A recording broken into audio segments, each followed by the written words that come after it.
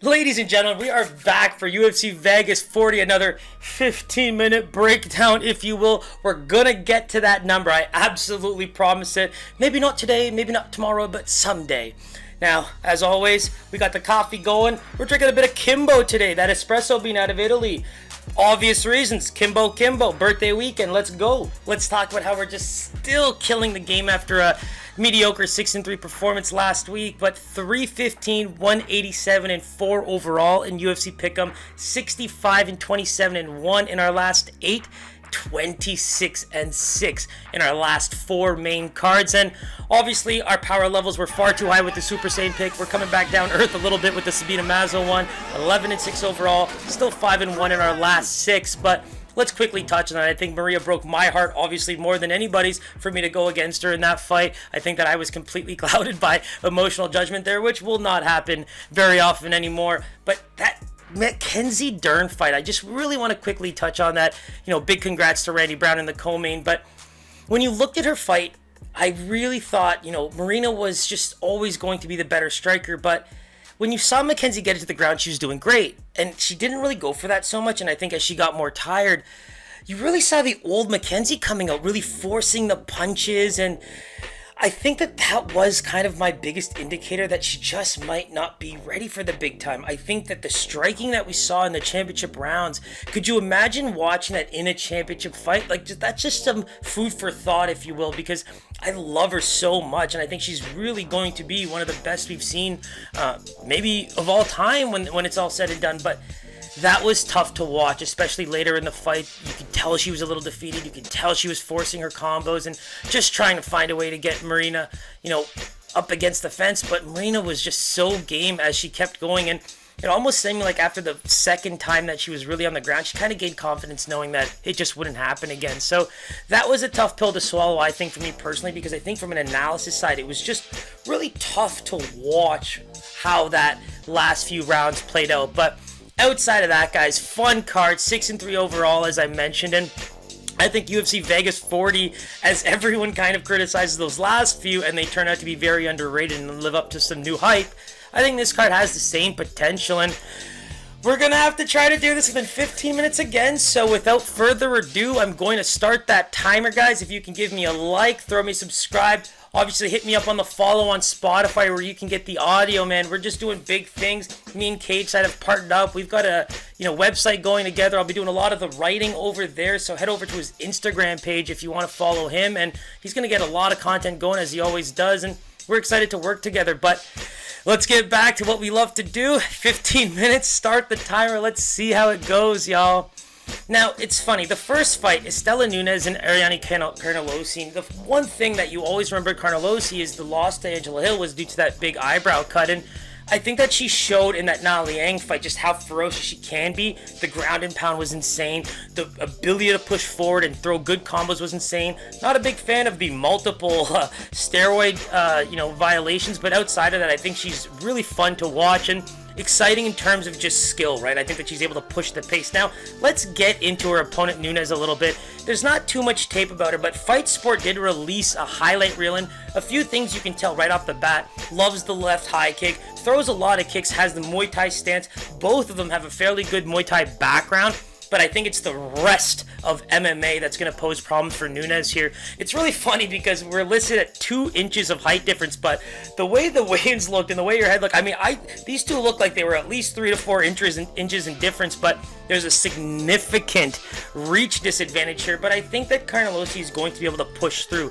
Big thing for me is when you look at the Angela Lee fight with Nunes, if you're not really, staggered by the punches and combos that she's throwing at you, and you bide your time, you get smart with it, Angela was able to really have her way with her, and that the way she kind of locked in the anaconda choke, it was almost from a standing position where she just waited and waited, got it to the ground, then was able to kind of maneuver her hands very patiently. Like, there wasn't much fight being put up, in my opinion, and I think that's where Ariane's going to get some bump from me.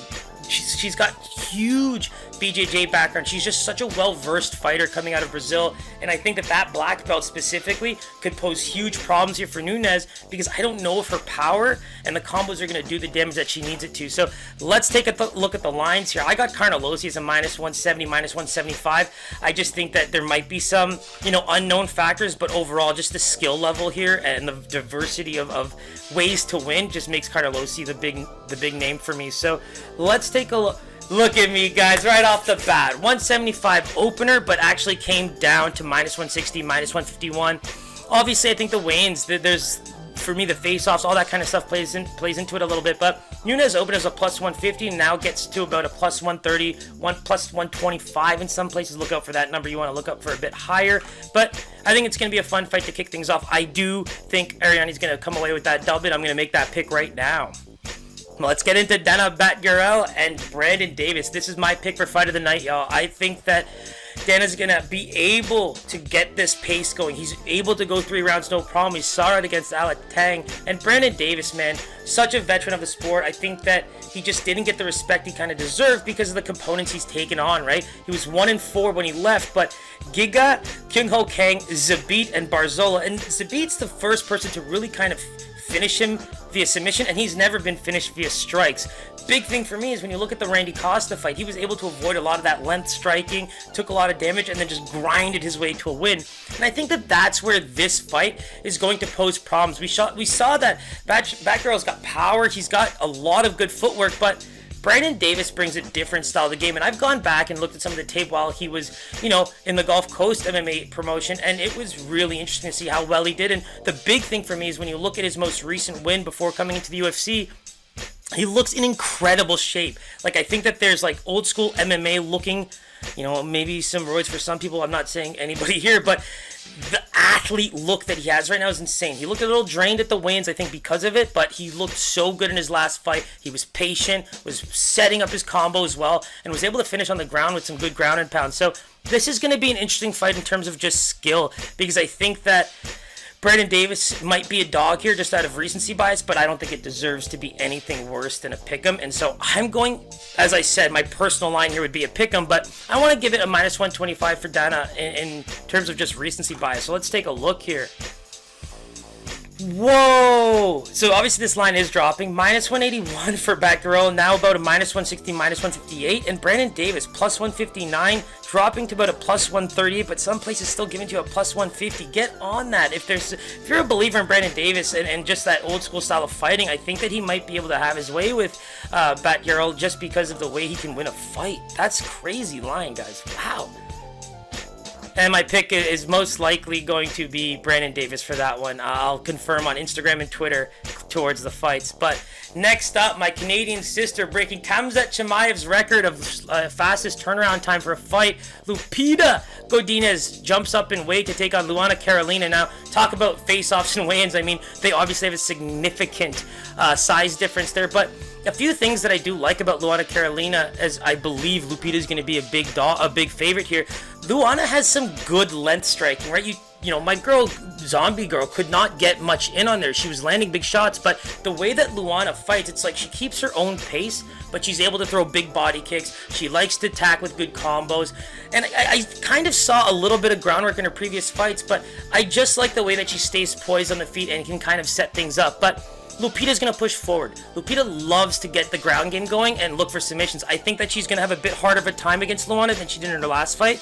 But I really think this line is going to be a little bit off in terms of Lupita. So from a Vegas perspective, I'm going to go with Lupita as a -180. I just think that Luana has done enough to deserve some respect here. And the 85% versus 90% takedown, I mean, Luana's got the better takedown defense here. And I think that in terms of just Lupita still being new to UFC, we don't really know how this fight plays out. And I think these are the types of female fights that everyone's talking about. Not the Rose Namajunas as the Amanda Nunes, but this is the one where it's just anything can happen. So let's go with Lupi as a -180. I just think that there's opportunity there for maybe a dog or pass, but yeah, I mean, Lupita opened as a -138, but that's coming down. -225, -211 at some places. Obviously not too many places offering this line right now, but Luana Carolina +175 didn't move much, just sitting at that +185, +180 line right now. But I think that's a lot closer than the lines are suggesting, but we'll see. I hope my girl Lupi can do it, because as a Canadian biased fighter, I hope to see her do some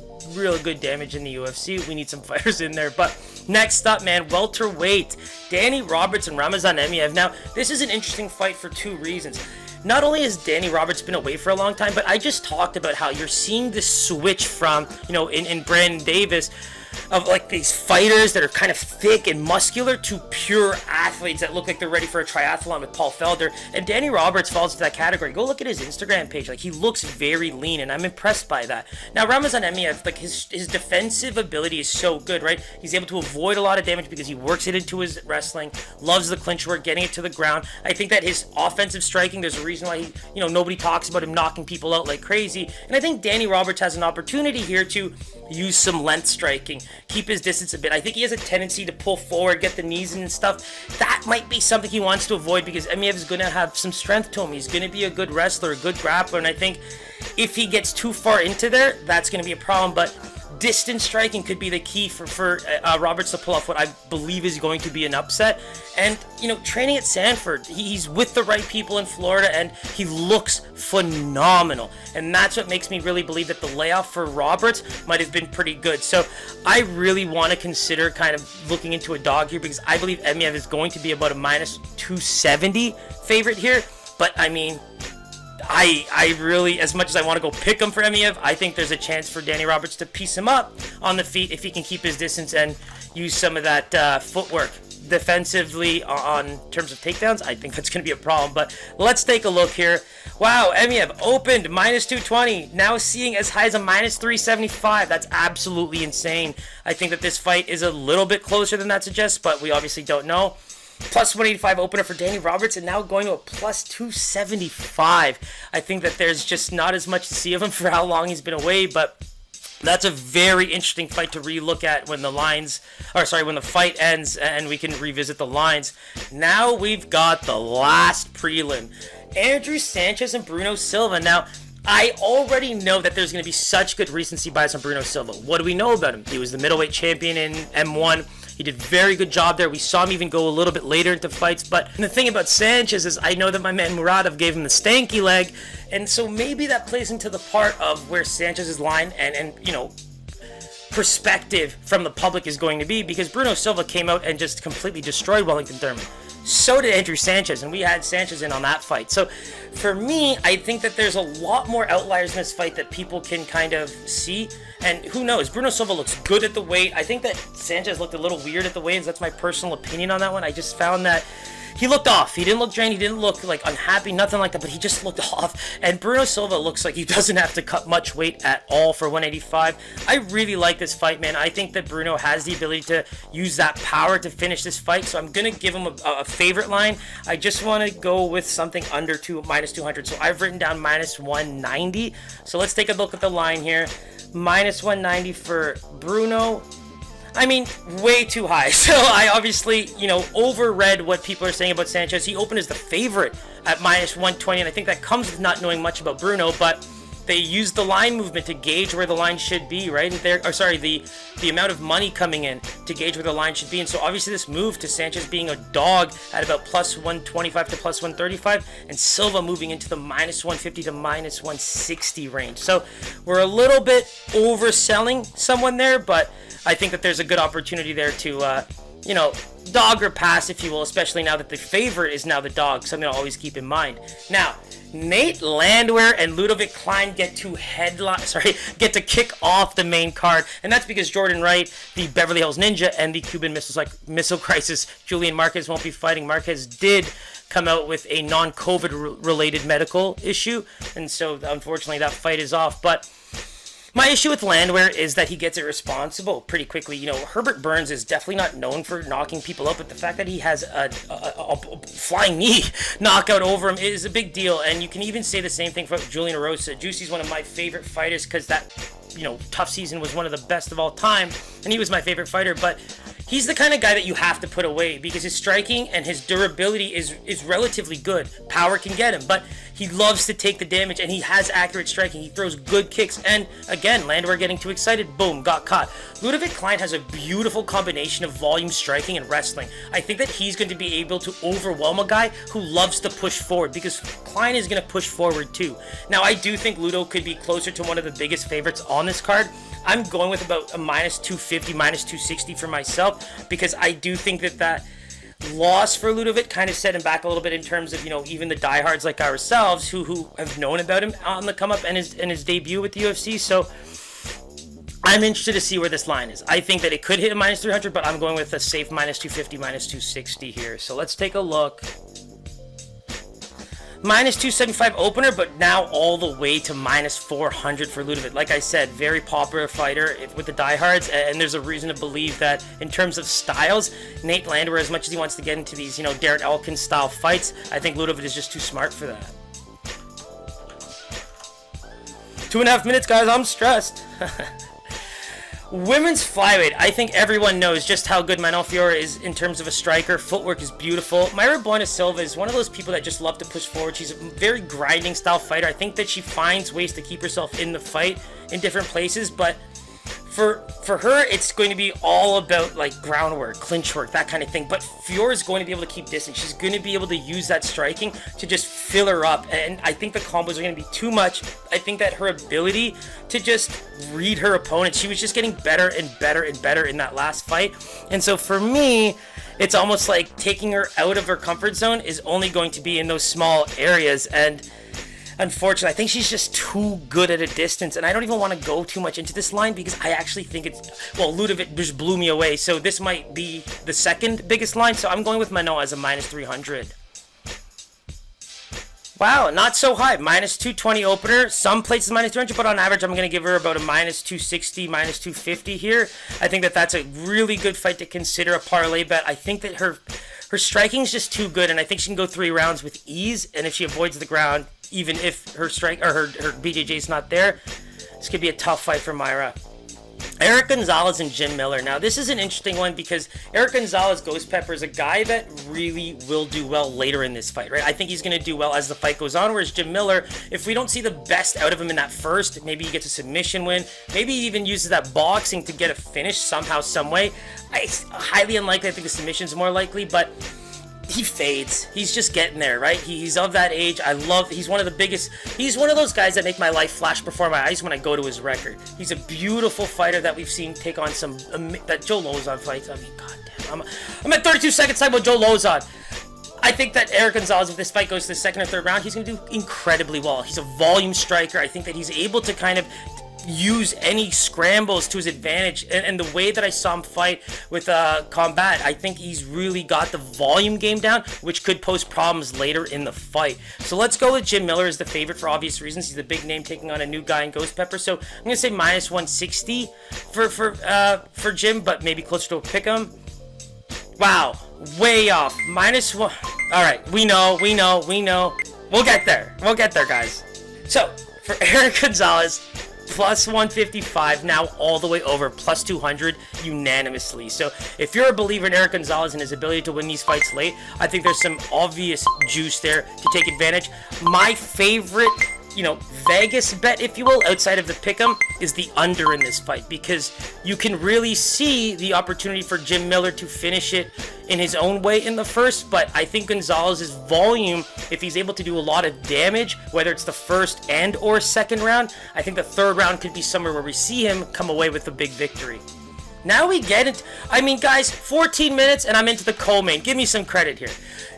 Let's go. Andre Arlovsky and my man Carlos Felipe. There's a handful of guys in the MMA community that are so high on Carlos, and I think it comes from this idea that he's just got such a great style. He's been taking on beasts. I mean, his debut was against Spivak, and now he's gone on a huge run in the UFC. And let's talk about how good his boxing is, right? He attacks the body very well. His footwork is really good for a guy of his size, but let's be real. I would love to see him while he's young, at just the ripe age, I believe 26. I want to see him get down to light heavyweight. I think that he's got power. He might be able to knock more guys out down there. And it's just these guys are going to pose problems for him later in the rankings in his career as a heavyweight. But this fight, already one of those ones where I think it's going to be very tough for him. Let's talk about how well Andrei Arlovski can read, non-diversified fighters. Tanner Boser was a guy who had specific combos he'd like to throw, the leg kicks, and just that real 1-2, right? But Arlovski picked him apart. I think that it took him very little time to figure out his game, and it was just smooth sailing for him. He did the same thing against Felipe Lins. So in this case, I just think that if Arlovski was to either, use his own boxing, get some really good leg kicks in there, and then get this fight even to the ground for a bit if he can, he's got the ability to read opponents so well that this fight really has to kind of dictate him as a favorite, and that has to be unanimous. I think that Carlos has to go into this as the underdog, taking on a legend who he might be able to knock out if he lands that big punch, because that's the big thing with Carlos. I love the improvements that he's making as an athlete. The way he's lost weight in just his young UFC career, it's great signs for even a potential light heavyweight opportunity down the line. I really like that he's taking it so much more seriously. You could see the difference, and I think it's going to be what makes him a much better fighter in the UFC. So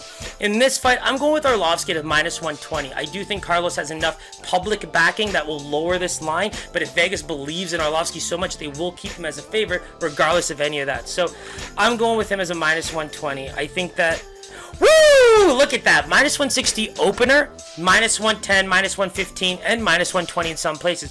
Carlos Felipe, my boy, minus. I can't believe he's in the minus. That's a pick'em fight right now. He opened as a +140, so that's a fun fight, y'all. That could end up being the fight of the night if it's not Brandon Davis and my man Batgerel. All right. Main event time. Let's talk about how Aspen Ladd just gets to jump weight.